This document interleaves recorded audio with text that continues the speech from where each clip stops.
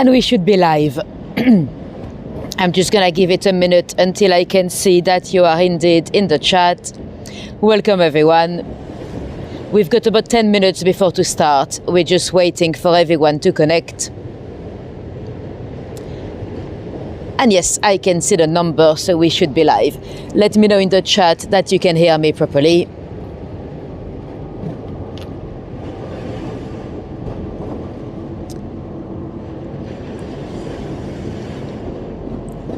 So if any of you are watching this on replay in the next few days or weeks, if you wanted to go straight into the walking tour, if you want to skip the hellos, you can skip the next 10 minutes. We'll just get to know each other for about 10 minutes before we officially start. Thank you, Tish. Perfect. You can all hear me. Thank you, Robin. Amazing. Before we go, as usual, I'm gonna test the microphone because I've got all those little connections. I've got 2 adapters. So I'm gonna tap the microphone 3 times and you need to let me know if you've heard it. You should be able to hear that. Let me know in the chat if you've heard the tapping. You should have heard 3 little taps. Hi Mitzi, welcome. And welcome again Cynthia, Karine, Michelle. Hey Linda, welcome. Let me show you the view. It's a bit wavy, the tide is high. Oops. Yoo-hoo! I don't know if that was quick enough for you to catch it, but yeah, it's quite wavy today. Probably shouldn't stand here for too long. Yoo! So the River Thames is tidal. It goes in and out following the sea levels. You've heard it, perfect. Thank you. Hi down and welcome everyone that just joined. We've got a few minutes before to go. Let me check how many minutes exactly. I probably should make a move, getting splashed everywhere. About 8 minutes. Oh, I probably should just stand up. Let me gracefully stand up. For those of you that have done this tour before, we've had the chance to even start on the beach before, because when the tide is low, you have a large beach area. And today it's, well actually at 4:40 was high tide. So yeah, in 3 minutes it's high tide. So that's the maximum. Well, the maximum on a day like this. This is a medium tide, I think. Woo! Probably should make a move. And welcome everyone that just joined. I see the numbers going up.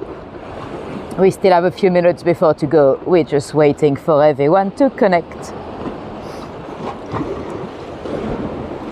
You can see even the pavement is wet, so that's the waves splashing people. It doesn't get too bad, of course, because we've got the Thames barrier.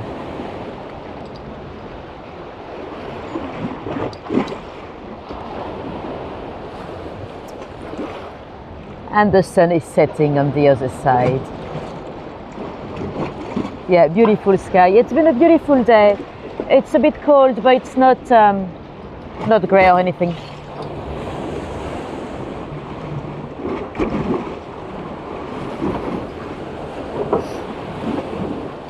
Right, let me see how long we've got.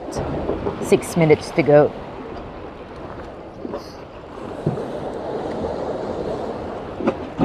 If any of you were completely new to me, if you wonder what's happening, we are about to do a little live walk in Rotherhithe in London.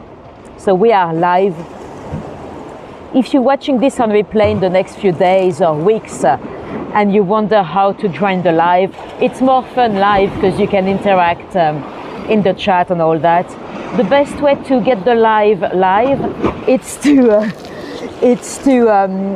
to subscribe to the channel and to hit the little notification bell to get a notification when I go live. Yeah, the river is high, Mitzi. The tide is the tide today. I've checked before to start. It's about 7 meters, so it would have been low. I'll show you again. It would have been low tide about 11 this morning, and a few hours later it's high tide. So following the sea level is really, we're not that far from the sea. And we even have waves.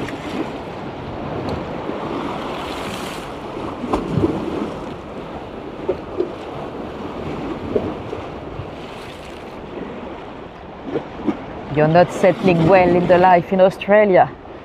Well, I guess it's summer for you, so that's probably the hardest time in terms of heat. Don't know why should I know. I'm gonna go down anyway because I'm actually stood on a little wall, and I don't want to jump it off with the gimbal in my hands. So I'm probably gonna have to go around to come down. Hi Matthew, I did not see you in the chat, but everyone is saying hi to Matthew, so I guess you're here. And welcome Laurie, nice to see you here. So we still have a few minutes before to start. 3 minutes to be precise.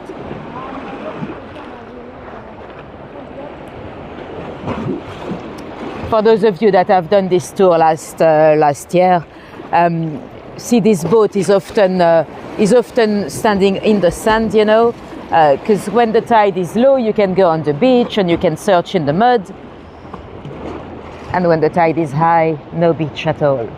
Well, a little tiny bit there. Hi Martin, and Susan is here. Welcome Sanson.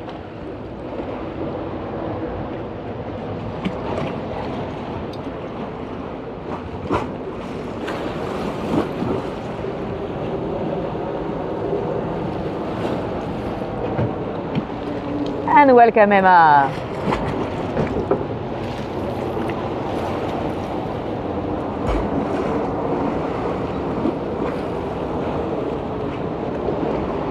So we've got, let me check, 3 minutes to go.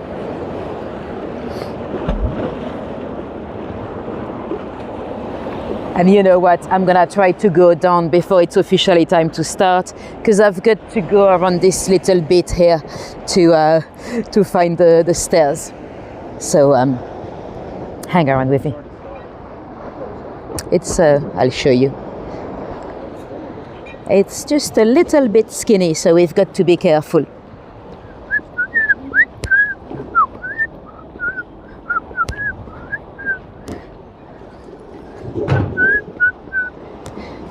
And we are safe.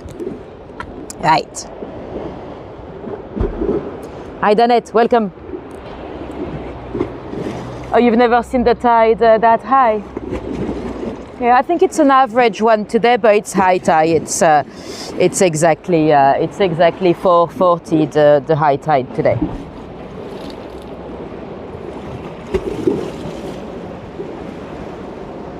Robin, everyone should have a few ads every so often, yes. Unless you are on premium, you know, you can buy YouTube Premium not to have any ads. I set the settings to the minimum. So, you know, you've got aggressive, medium, or whatever they call it, sensitive or conservative. I think I'm conservative, so that's the conservative? No, yeah, conservative. That's the minimum ads you can have.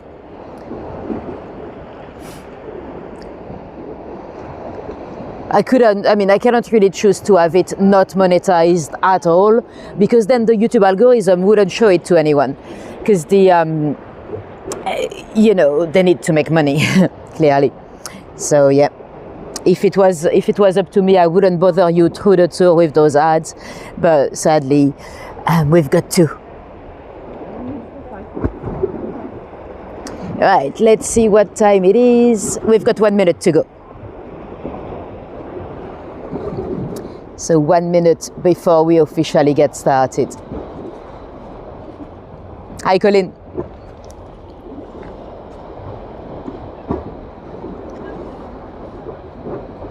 It's fairly busy today because it is Sunday, so it's of course a lovely Sunday walk, especially at sunset. And it's been very sunny today, so a lot of people were out. On my way here, I had to cycle through Burgess Park. It was very busy.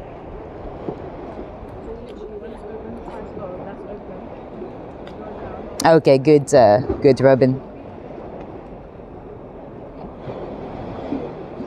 Oh, Laurie, that's a good move. I didn't know you. Oh, good spotting. Yeah, so if the first ad is through the pre-tour, then yeah.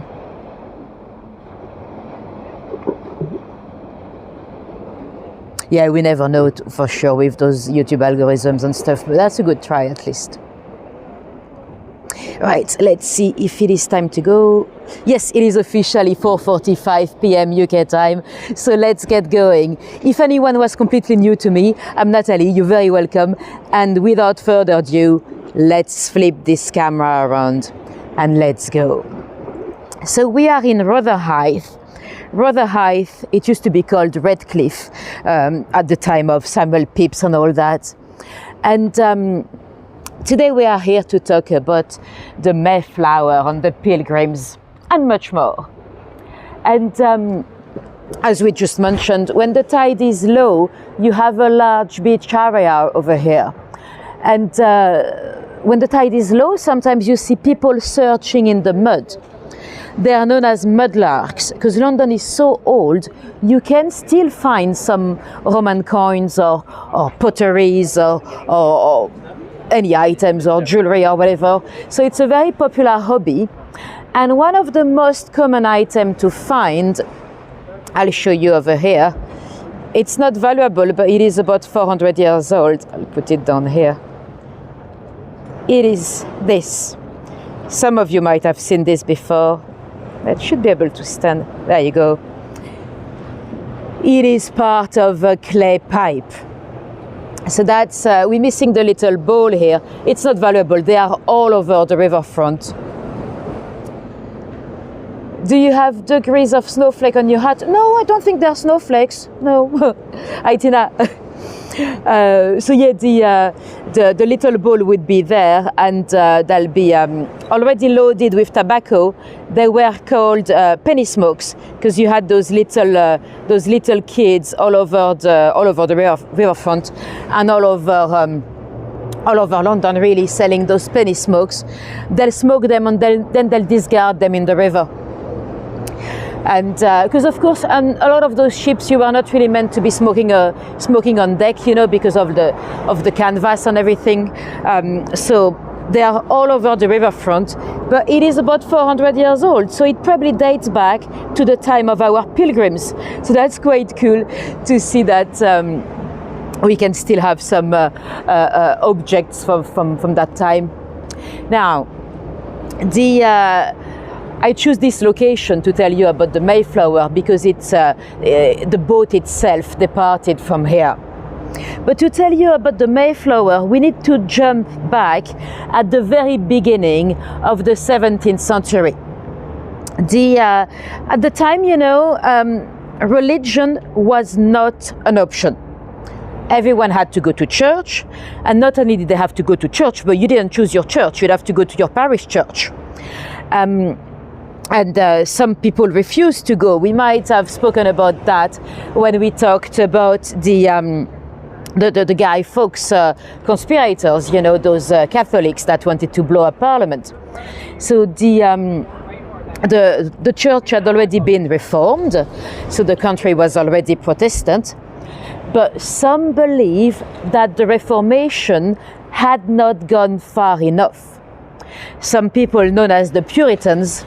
The Puritans, by the way, it started as an insult at the time. They believed that they believed they could deal straight with God, that there was no need for bishops or archbishops or head of the church. But the thing is, the head of the church in this country, it is the monarch, since, of course, Henry VIII and his infamous divorce. So going against this hierarchy in the church, it was going against the king. The king on the throne at the time was James I. He was a Protestant, of course. At that time, people had hopes with James. They believed he was going to be a bit more tolerant in terms of religion, because, of course, hi Rose, hi Sandrine, welcome everyone that just joined. Because of course at the time, James, his mother, Mary Queen of Scots, was a Catholic martyr. So you'd think he'll be more tolerant, but not really. He actually kind of pushed those they were also known as separatists, those very radical Protestant, and he kind of somehow pushed them away. He refused to give them more freedom of religion, and that's how eventually they decided to go. They decided to move to Leiden in the Netherlands. The Netherlands had the reputation to be a country very tolerant in terms of religion. Still today, the Netherlands is still it is a very tolerant country in terms of religion, sexuality, whatever it might be. And so they left. That was in 1607, 1608 that they moved to the Netherlands. But those Puritans, they although they wanted religious tolerance, they were not very tolerant themselves. So they didn't really like having their kids growing up in this environment surrounded by many other religions. And on top of that, they were immigrants, so they didn't speak the language and they didn't get the best jobs. And their kids were growing up to be, they stayed about 10 years. So their kids were growing up to be a bit too Dutch. They did not want their kids to be Dutch. So that's when they were approached by some merchants of the city of London, asking them if they'd like to go on a boat to go to the New World. Little pause in the story. There's a little monument to Uncle Rob over here, so I'm guessing someone sadly unalived themselves from here recently. And so yeah, they decided to accept the offer. So the trip on the Mayflower, they had a second boat that was the Speedwell. So they were meant to go with two boats originally. It was of course a trip for freedom of religion, a trip for they also wanted freedom of government. They kind of wanted government by consent. But it was also a commercial voyage. Those investors from the City of London, they wanted some money back. They wanted some furs and some fishes. The Pilgrims' father, they actually had 7 years to give back the money. That wasn't very successful, but we'll get back to that. Now, this is a lovely statue over here of William Bradford, probably the most famous of the Pilgrim Fathers. I think they have been vandalized. From the distance it looked like pigeon poo, but no, I think someone has painted a white tear. I think that's the thing you get on a tattoo when you're out of prison, isn't it? So yeah, they've been vandalized, sadly. Anyway, this is a representation of William Bradford. See, by the way, he doesn't have a buckle on his hat. We often have, when you have illustrations of the Pilgrim Fathers, they often have a little buckle on their hats. Apparently they didn't. Apparently it's a bit of a myth. So this one doesn't. So this is William Bradford, and this is a modern boy. Well, modern, 1930s.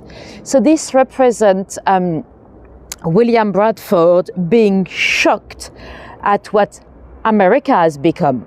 So this is all an illustration of modern day America. So you've got Mickey Mouse, you've got the Statue of Liberty with USA, it says.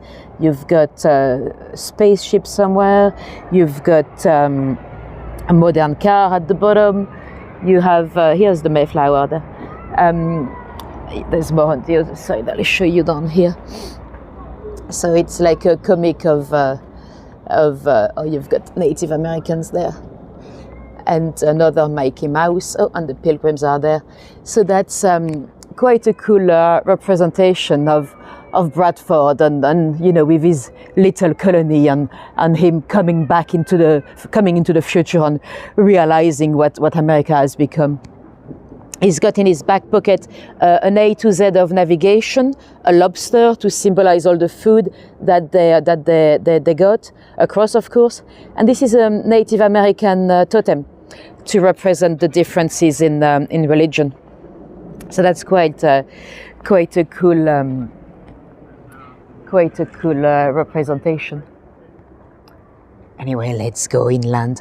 So the Mayflower was not the only ship. They had the Speedwell as well. So the Mayflower was meant to come back with the good, with the fish, with the fur, and the Speedwell was meant to stay for them to be able to go fishing and all that.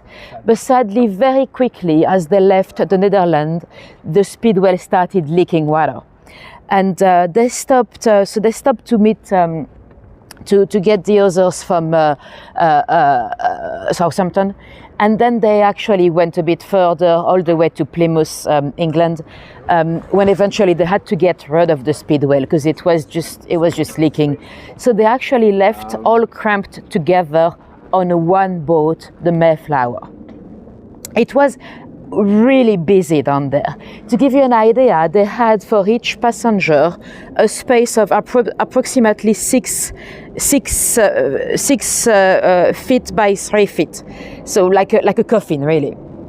And they were 102 on board, but not all of them were pilgrims. Pilgrims, by the way, they wouldn't have called themselves pilgrims at the time. At the time they went for their freedom.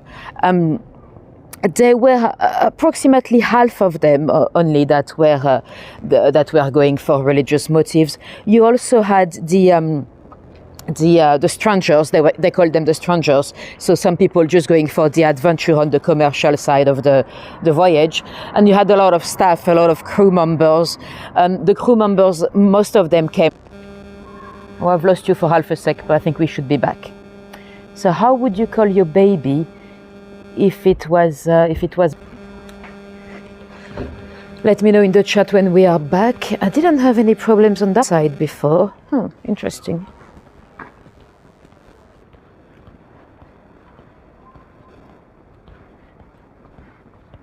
Okay, it's not telling me that I have any signal problem. Oh, am I back? Let's confirm in the chat that you can still hear me. Problems here before. I've had problems a bit further on, but not here. Okay, I'm back. Cool, perfect, lovely. Right.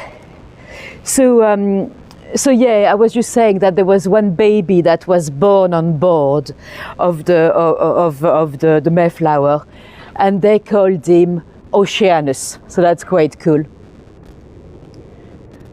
The buffering sound, well, we'll just make a move, hopefully it'll be better. Yeah, the voyage lasted 60, well, when I did the research for that tour, it drove me crazy because on some of the sources it says 66 days and sometimes it said 65 days. And I was like, which is it? It's not the same, 65 or 66. And apparently it was 65 days. But once they got there, once they had passed Cape Cod, they actually arrived on a Saturday night, and they were so religious that they wanted to pray on a Sunday morning. So they didn't actually get off the boat until the next day. So that was 66 days in total. But when they got there, it was like a hospital. To end up in Massachusetts, they actually had a deal with the Virginia Company to come a bit further down. Yeah, the beautiful building, by the way, it is actually a cool example of what we call facadism. Behind the wall there, you can see it's an old facade because it used to be a warehouse dating back to the time of the docks and all that. And they had to protect the facade, but they destroyed the back, and behind it, they did a modern building. So it's quite cool because the building is protected. So it's quite a cool,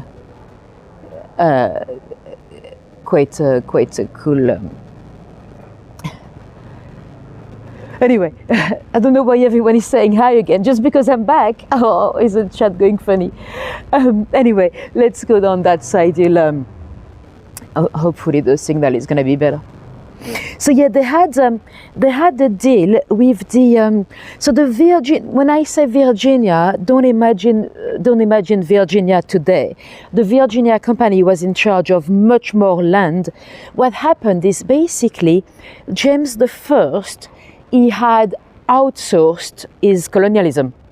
So the Virginia Company was divided into two companies: the London Company and the Plymouth Company, and the Pilgrims, they had a deal with the Virginia Company to be able to come and set up a colony. But the thing is, they were actually meant to go much further down, south, pretty much where New York is today. But they messed up, they ended up at the wrong place. But because they were dying on board, they were so bad, they were like, well, we are here now, God wanted us here, we'll stop just thereafter, after Cape Cod. By the way, little misconception, even Wikipedia is wrong on that one. A lot of people said that Plymouth had been named after Plymouth, England, because that's where they left, of course, the final departure on the Mayflower. That is not actually quite right. Plymouth had already been named by Captain John Smith. Well, not even John Smith himself. John Smith had gone up there, he had mapped the area, and he'd come back with his map, he'd come back to see the King and the Prince of Wales, little Charles, the future Charles I. Charles would have been like, I don't know, maybe 12 or 14 years old. And the king wanted to give Charles some power, or decision power. So apparently he gave the map to the little boy, and he was like, yeah, you put down some names. And it is the little Charles that actually wrote down Plymouth. So that was before the Mayflower. Of course, the Pilgrims could have renamed it if they saw fit, but they didn't. So that's, well, if we believe, of course, Captain John Smith. His autobiography is full of very romanced idea of his life, but I don't see why he would lie on this one. I should be rescheduling Pocahontas, maybe next month, to tell you more about Captain John Smith. But anyway, let's stop talking about the Pilgrims for now. We'll get back to them in a moment. Let me show you the Brunel Tunnel. So this interesting building, it was the entrance to the first, I don't know why. Okay, it's saying that we are back. Let me know, I don't know why. Okay, it's saying that we are back. Let me know if we are indeed back or not. Let me know in the chat. I'm not gonna say anything interesting before you tell me in the chat that we are back.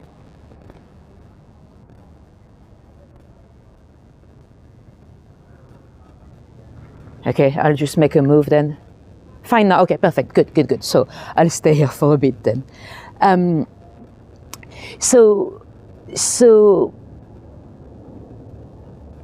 Okay, did you hear anything about the Brunels or not at all?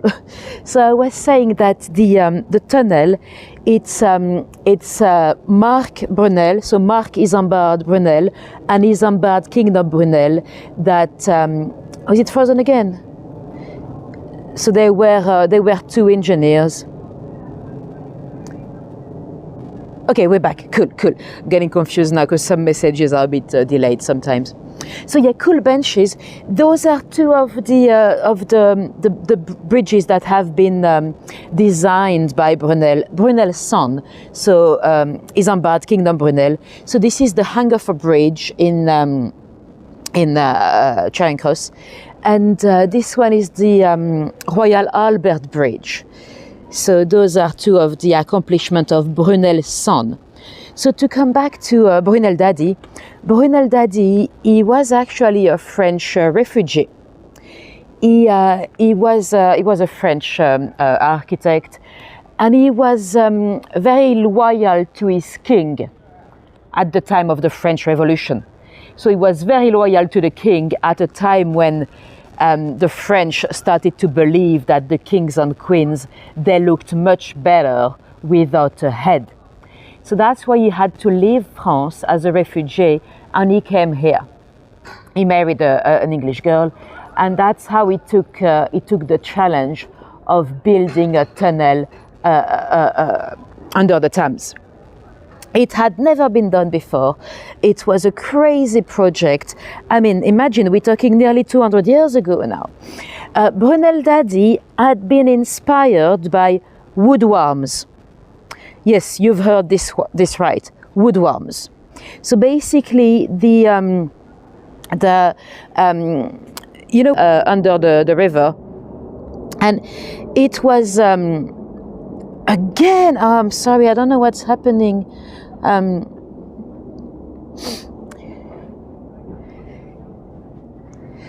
So. Yeah, I would have said woodworms quite a few times, Tish. I don't know the last one. So he was inspired, Brunel Daddy, by woodworms. The woodworms, when they tunnel in the wood, they actually have kind of like a little shield to protect their faces. So he actually copied that to do a tunneling machine, which was it was a crazy project, and he was then able to tunnel under the river. It was very dangerous, of course, because the sorry, Natalie, nothing I can do. It was very dangerous because of the risk, of course, of flooding and all that, but also because the river at the time, that was before the public sewer. So the river at the time was full of human waste. So you could have, of course, huge bacterial infections as well as explosions, because they couldn't go down there with a torch, we had no electricity. So they'd go down there with a gas lamp or oil lamps and stuff like that. And of course, you might know, the human waste, when it putrefies, it creates methane, gas. So there could be a few explosions. And there have been, actually. There was one incident when sadly 6 people died. Brunel's son was down there, and he luckily survived, but he had to spend a bit of time in hospital.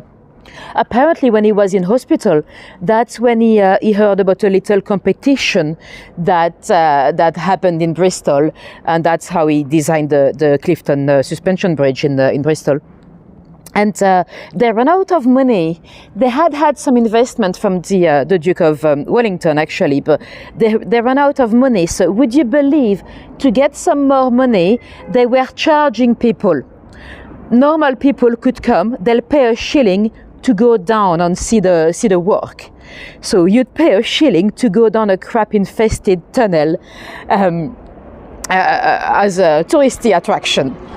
But, that was before Netflix. We didn't have much else to do at the time. And I'm just coming down here to show you what's in the tunnel today. It is the overground. So many Londoners actually take the tunnel every day. It is Rotherhithe station on the newly renamed Windrush line. Some of you might know the underground was renamed about a year and a half ago now. So now the line is the Windrush, like the boat that brought a lot of people from Jamaica. It's I think it's gonna take a few years before people actually call it the Windrush line, because I never said it. I just said the overground. I don't think those names have quite picked up yet. But anyway, a lot of people go down the tunnel every day. It was never really a success because although they did manage to finish the tunnel, they did not have enough money to do the approaches.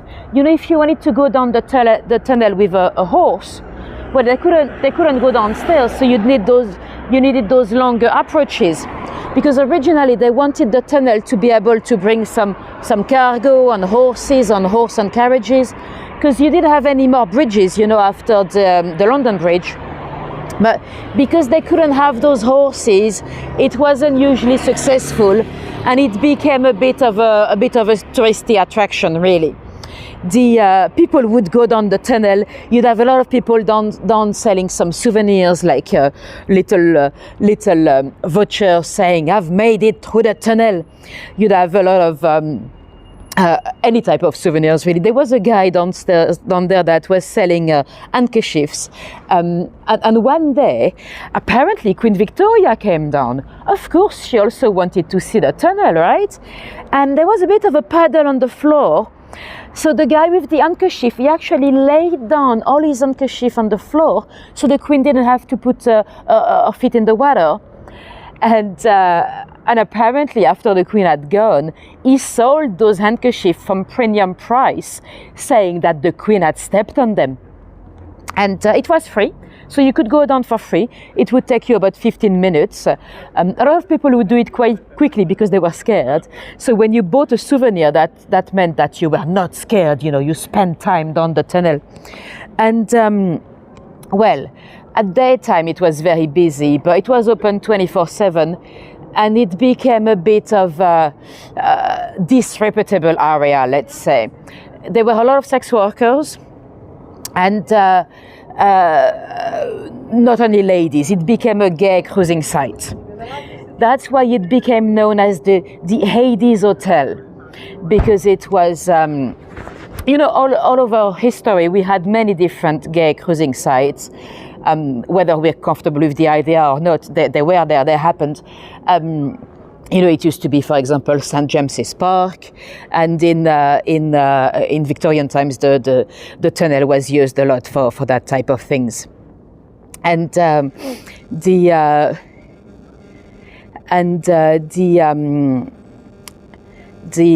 you can go down to the museum, Tariq. See where you have the chimney there? That's the museum. So you can still go down and visit the museum. And they also do some. Sometimes they sell drinks and stuff, like a little cocktail bar, really. Anyway, let's go back down this way. Hopefully the signal will stay with us. We've got to go down and see the church. Finger crossed. It's quite a funny looking building, and that's what it would have looked like at the time.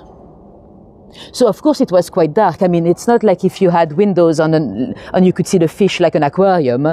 It was, of course, all closed up.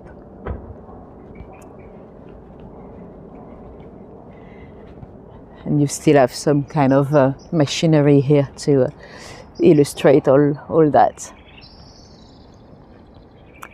You can hear the birds. I don't know if you can hear the birds with the microphone as well.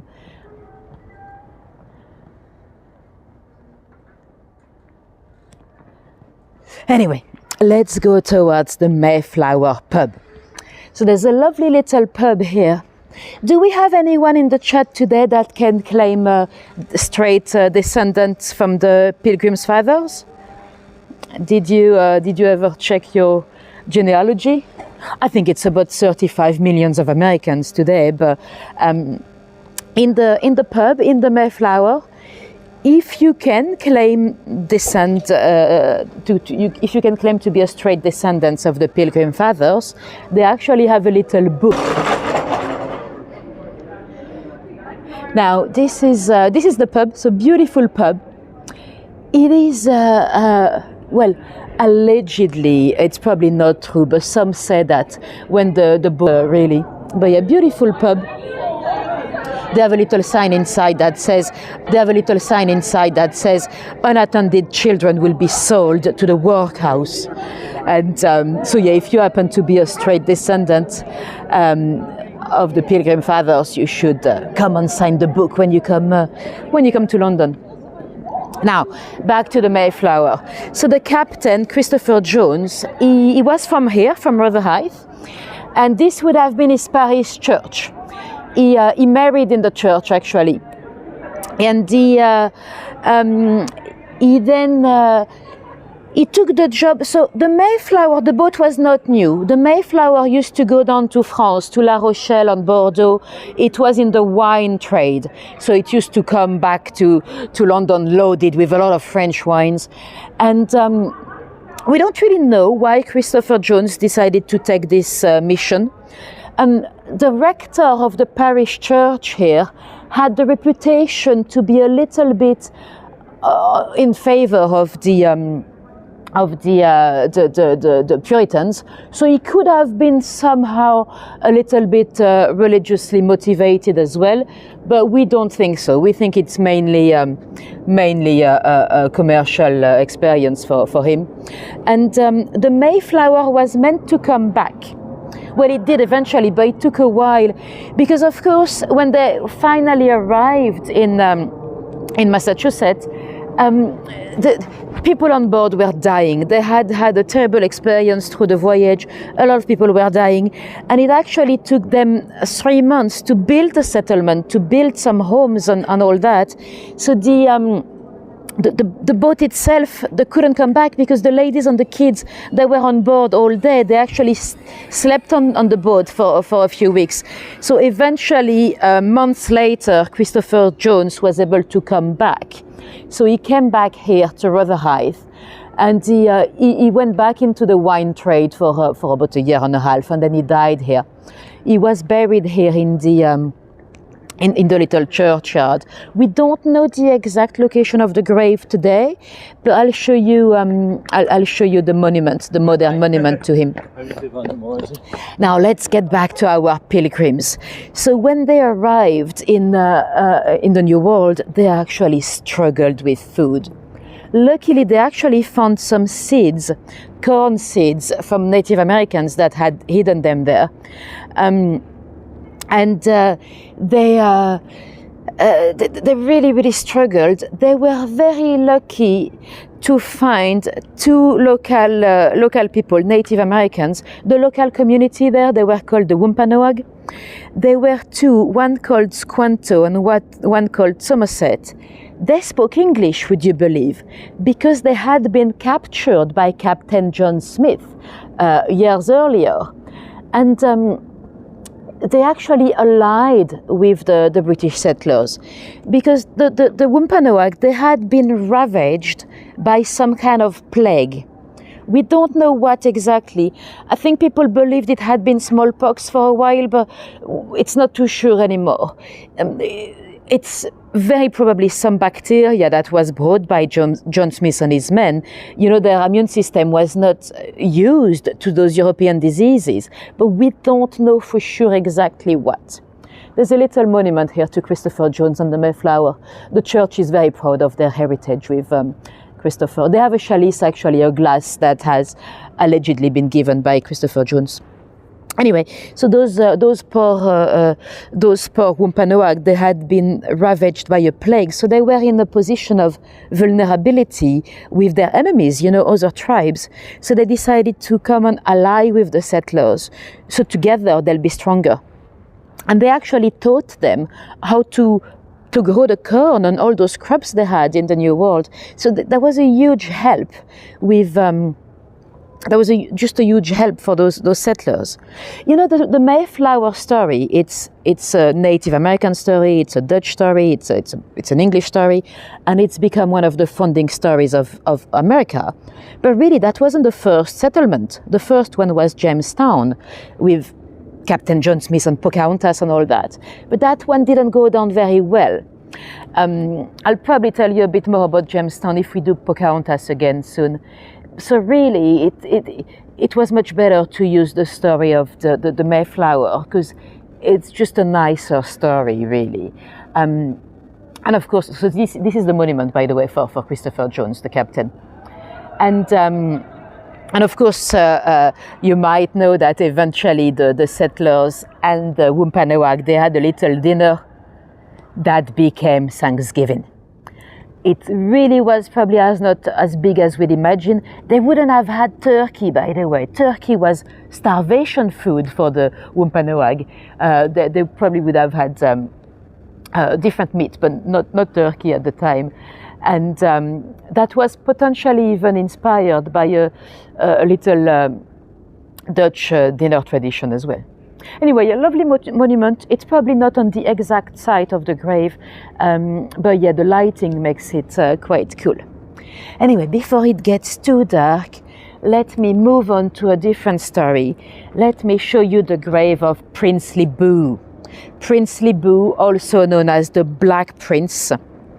has a very sad story. So this is his little monument here. So we still today remember Princely Boo. He was, why is there a flower pot on the statue? I don't know, someone probably came to leave a little memorial for them. Yeah, looking nice, why not?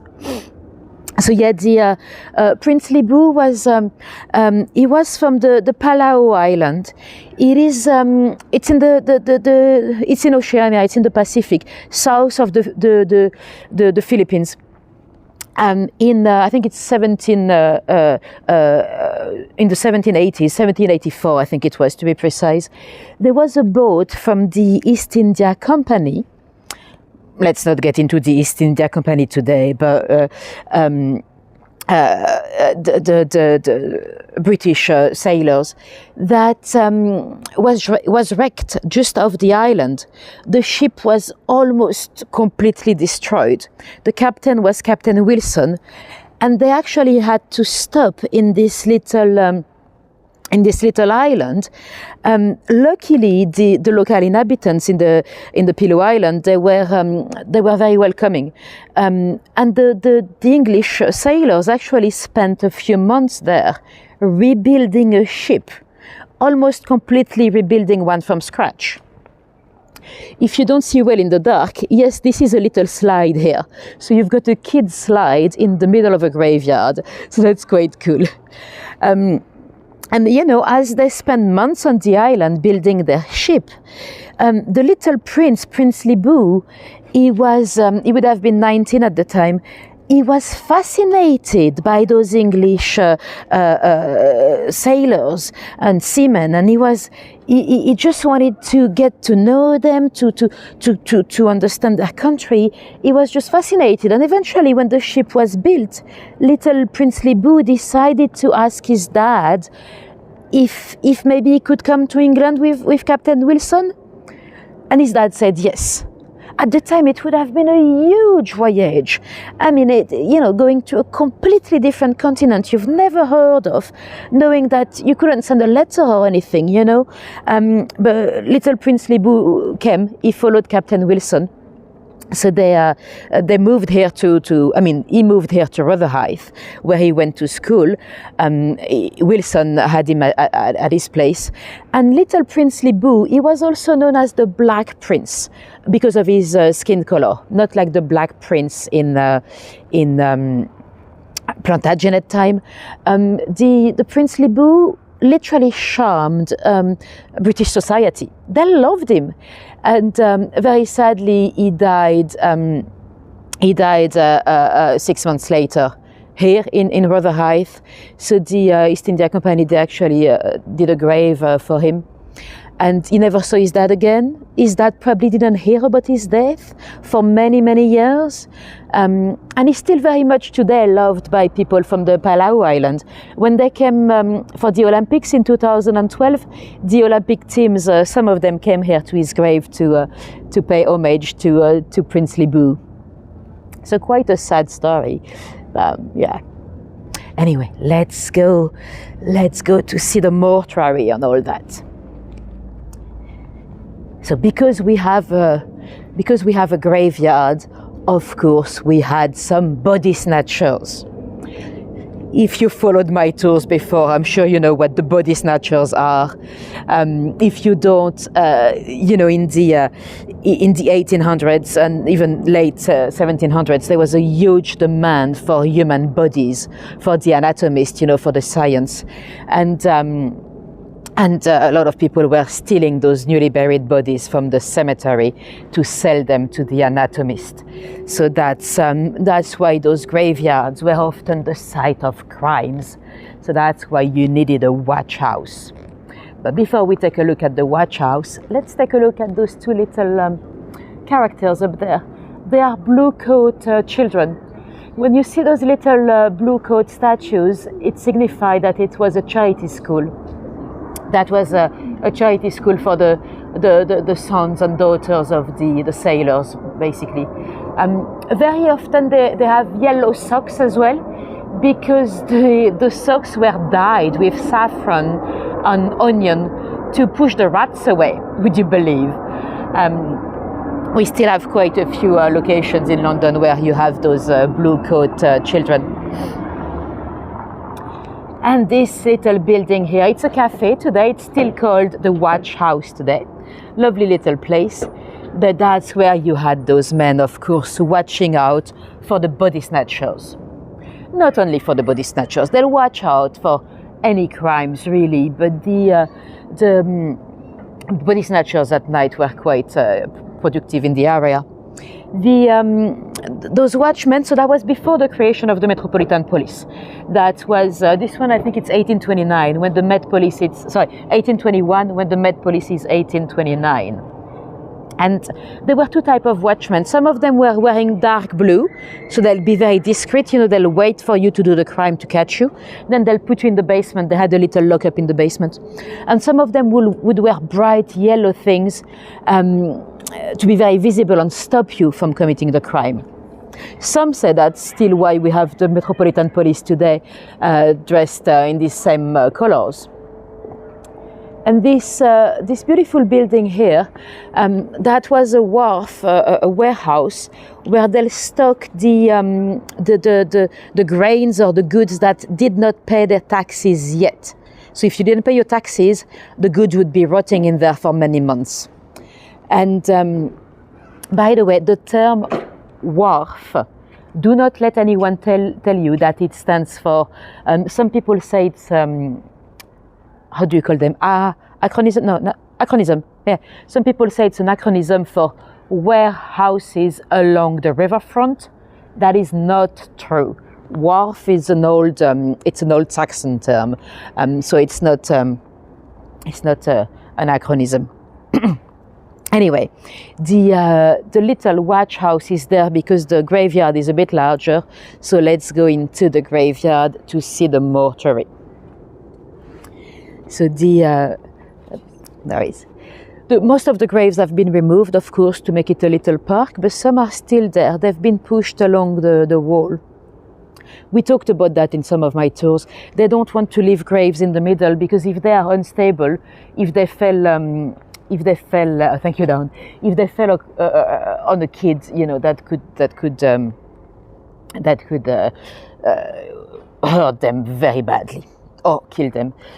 So that's why they don't want any aging, unstable monuments in the middle. But this was also part of the graveyard, so they had to watch for body snatchers around here as well. And we'll go and take a look at the mortuary. The mortuary. Some of you might wonder, what is the difference between a mortuary and a morgue? My understanding is that the morgues, they're usually attached to an hospital. When you have a hospital, you can go straight to the morgue, of course, if you know. But back in the days, the mortuaries, that's where you took a lot of bodies, especially here, bodies that you'd find floating along the river, along the Thames. Because at the time, well, sadly still today, we find on average one body a week on the River Thames. I'm not talking about only London. I think it's the full length of the river, and it's quite a long river. But sadly, it's still a lot. And at the time, if we go back to Dickens' time, people would be looking for those bodies in the river, because you'd get money. You'd bring the money into the mortuary, you'd get a bit of money, and you could empty their pockets before to give the body back. If you've watched, or read, I should say, I usually watch my Dickens, but if you've read your Dickens, if you've read Our Mutual Friend, at the beginning, there's a scene when they're actually looking for bodies in the river. So that's exactly why. The mortuary today, it's a little art center, actually. The building, so this one, I think it was rebuilt in 1885, I think it was, but they wanted to separate the contagious disease and the other dead for some reason. Anyway, 1893. There's a lady that was taken here to the mortuary. They believed at the time that she had been a Ripper victim. Not for very long, because the culprit was found, but for a few days, a few hours, the tabloids went crazy. They believed the Ripper had come back. The lady was, it's particularly the profile of the lady that kind of led people to believe that she might have been a Ripper victim. She was called Jeannie Hicks. Well, she was, her actual name was Jane Thompson, but she was a sex worker, or we believe she was a sex worker. She was an unfortunate, and she had been selling her body around Rotherhithe, a bit further down. We're not gonna go all the way down there. One day, I want to show you Rotherhithe East as well, because it's quite cool to see the docks. They used to get a lot of timber into those docks, but we'll see. I should try to take you there one day. I probably don't have as many stories to tell you there, but we'll find some anyway. So yeah, they used to receive a lot of timber. That's why the station to my right, it's called Canada Water, because we received a lot of timber from Canada in those docks. And the church here, excuse my finger, but see there's a church there behind the trees. That's St. Olav Norwegian church, because they had a lot of Norwegians here, because there was also a lot of timber coming from Norway. Yeah, we should try to go there one day to the docks. We've never been, so we should. Anyway, back to poor Jeannie Hicks. She so it was after the pubs had closed, quite close to a pub, a few hundred yards down that way. The local people heard 3 very piercing, very loud screams, and then nothing. And then a few moments later, someone was walking down the street when they saw a big bundle of clothing on the floor, and they realized it was actually a lady's body. She her throat had been slit very, very deep. She was almost decapitated. And no mutilation, no one had tried to mutilate the body at all.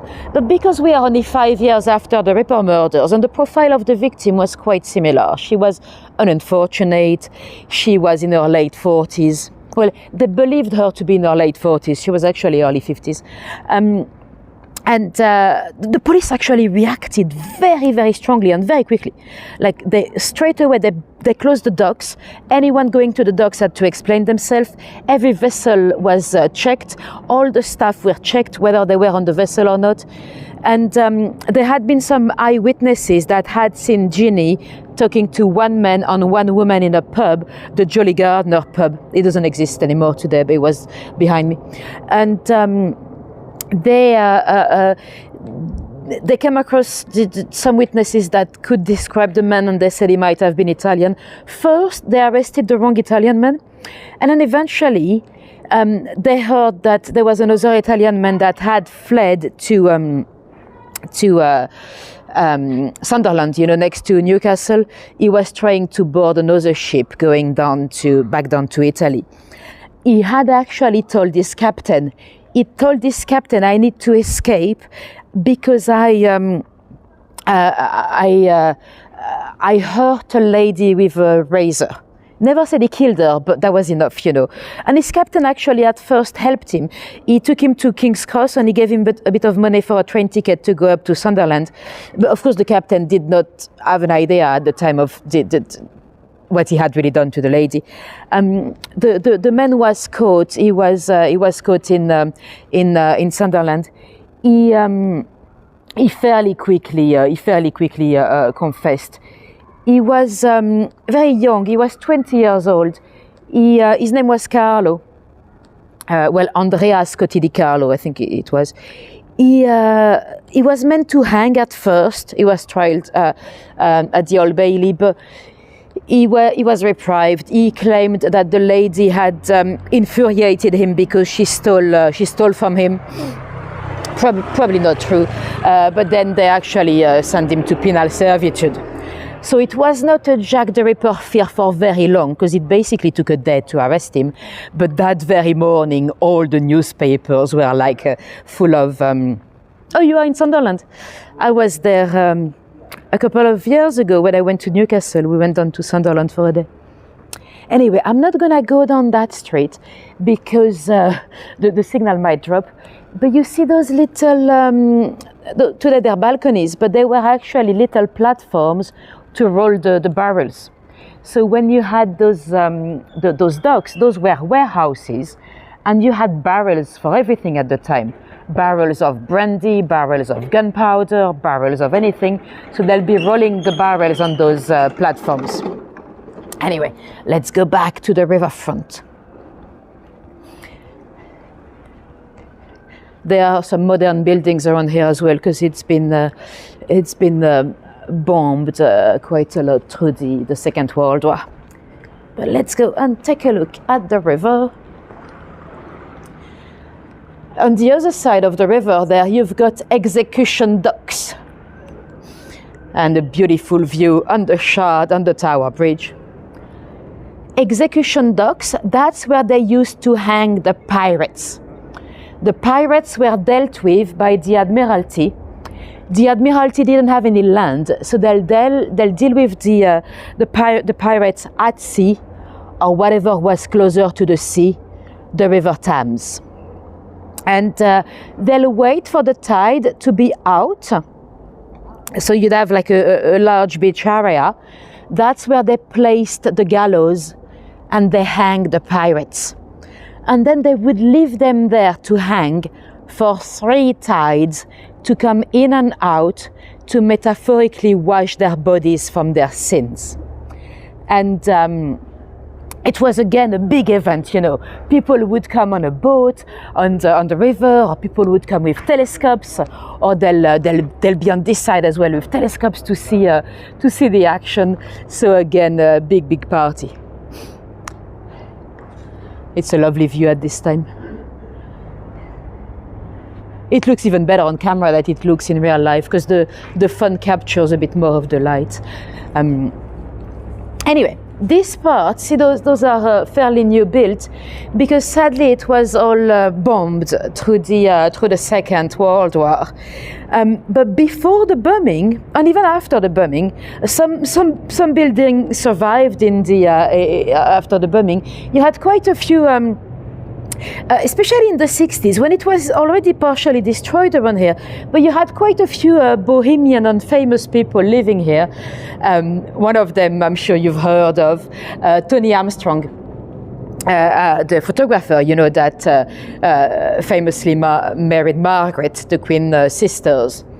He had a little place and a little studio here, where allegedly Margaret came as well, like their little love nest on the riverside. He was an interesting man. He nearly destroyed the monarchy, really. I mean, that was the first divorce, the first royal divorce since King Henry VIII. And he was very famously bisexual as well. And very famously very sexual anyway. I mean, he was sleeping with everyone. And even not long ago, I think 2004, they did DNA test a girl. So his best mate, daughter, she was actually his daughter. So he had slept with his best mate wife. Although the best mate was gay, he was meant to be his witness at the wedding, and then they found out he had been doing some gay cruising in some public toilets. So they were like, no, not a good idea. So yeah, Tony Armstrong Jones. So he lived over here, and there's another lady that lived here that some of you might have heard of. I have to say, I didn't know anything about her until a few days ago. Jessica Decca Mitford. She was married to Churchill's nephew, communist, but a great writer. She wrote a book called The American Way of Death. So she actually kind of forced people to look at death in the eyes. So interesting writer. Apparently J.K. Rowling was very fond of her and her writing. She admired her so much that she named her daughter Jessica after her. So she used to live here as well, in those buildings that were destroyed. And see the building straight ahead, it's the only one left. Now, let me show you, I've got a picture of the Thames at the time. So see the one that's pointed with the arrow, that's the Leaning Tower of Rotherhithe. That's the only one left, because it used to belong to Yes, it is the Shard in the distance, yeah. It used to belong to a barge company. You know, when you had those docks, you had those little barges to go and help, you know, with unloading the ship, Hikert. So that's where the company was based. So that's when all those little bargemen would come to basically collect their wages. And it's the only one that survived because they refused to sell it in the. So after Tony Armstrong and all that, Tony Armstrong, by the way, he had apparently rented his room to a poet you might have heard of. What's his name? Benjamin, the one, there's a statue of him at King's Cross. So he actually slept here as well. So quite a bohemian and arty atmosphere in the swinging 60s. But eventually the London County Council, they bought all the properties that were not fully destroyed by the bombing. They wanted to enlarge the park area here on the riverfront, and this one was the only one that refused to sell. You had oh yeah, Kurt, that's what I just said, but we've got a bit of a delay. You've got a fireplace here that would have been part of the next terrace house that was of course destroyed. And it's known as the Leaning Tower of Rotherhithe. It's not really leaning, but I'll try to step back so you can get a view. It's a bit more obvious from the riverside, to be honest. On the riverside, the windows do not look like they are very much aligned, but because it was part of a terrace of houses, so it's a bit of a lonely, skinny building. But it doesn't really seem to be leaning much from here. Original foundations? I would assume so. Yeah, I don't think they did much work to it. But you know what they did to it? They auctioned it a year and a half ago now. I found a few pictures of the inside. Let me show you. Look at that view. So you literally have a view on the river on every side, but yeah, amazing view on the Tower Bridge and stuff. The auction, I think it was 1.5.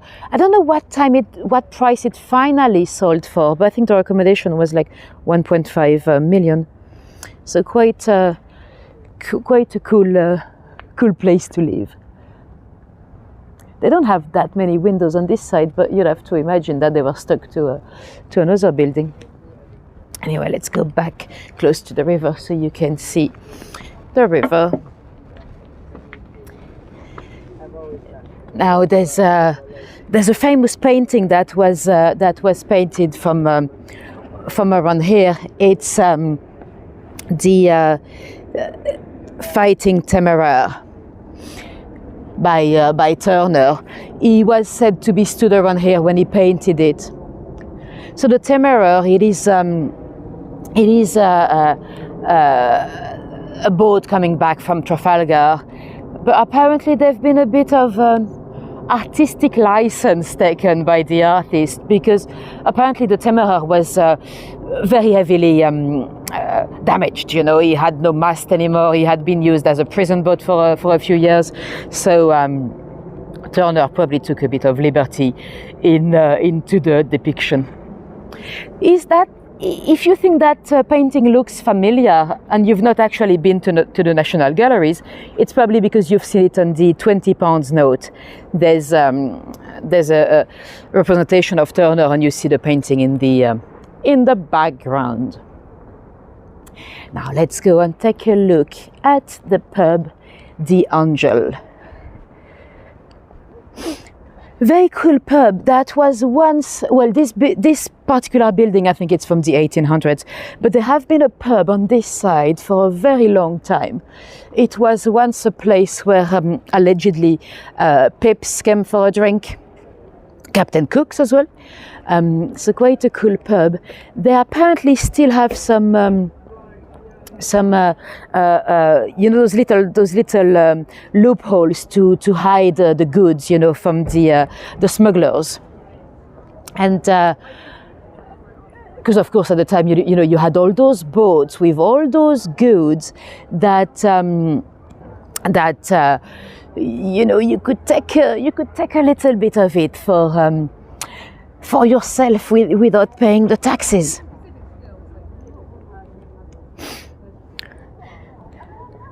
Yeah, I don't know much about Turner myself, but at the time,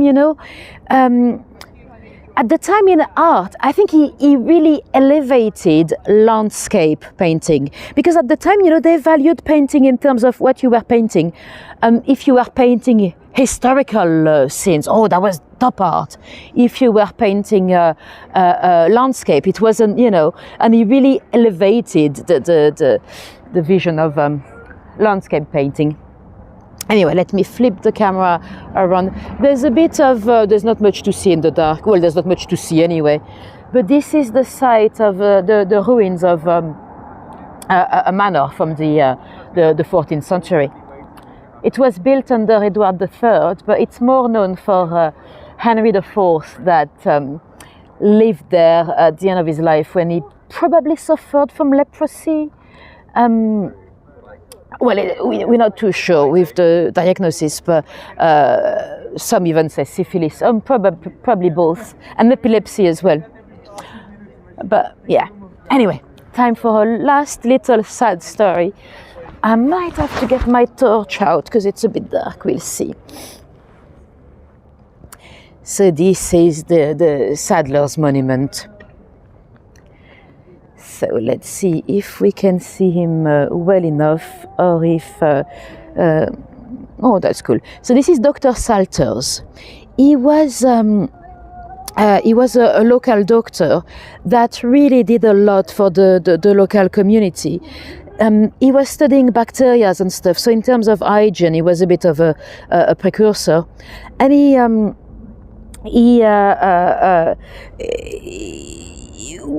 would charge people, of course, when they could pay, but if you couldn't pay, he'll treat you anyway.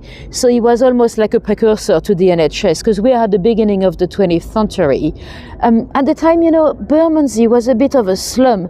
It was heavily Laurie, no, I think it's at the National Gallery. I could be wrong, but I think it's at the National Gallery.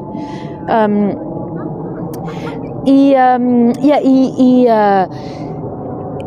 really helped the local community. He would treat anyone, and at the time Bermondsey was really dirty. The Thames used to overflow. Before the Thames barrier, you had flooding here, and of course that was full of bacteria and sewage, and people lived very cramped in tiny little places, and you had the leather industry as well. So it was a dirty place, and although he had money, Alfred Salter and his family, he could have lived in Chelsea or wherever.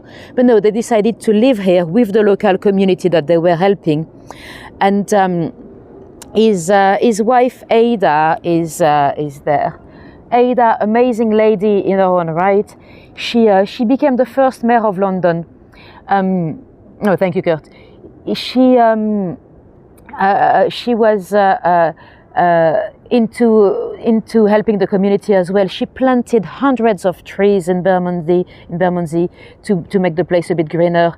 She also has a little rose garden in Southwark Park, but they're working on it at the moment. It's under reconstruction. She wasn't there at first, though. At first, originally, the statues were only Alfred and his daughter Joyce. You might need a bit of light to see Joyce. I got my torch. Don't know if it's gonna help much, but let's see. There we go. So there is Joyce. She's portrayed at the age of 8. That's when she sadly died. And they've got the cat as well. Let me show you the cat. So Joyce died as a child of scarlet fever, scarlatina. That was, of course, very sad, and they had only one child. But sadly, you know, this type of contagious diseases were very common in the slum areas.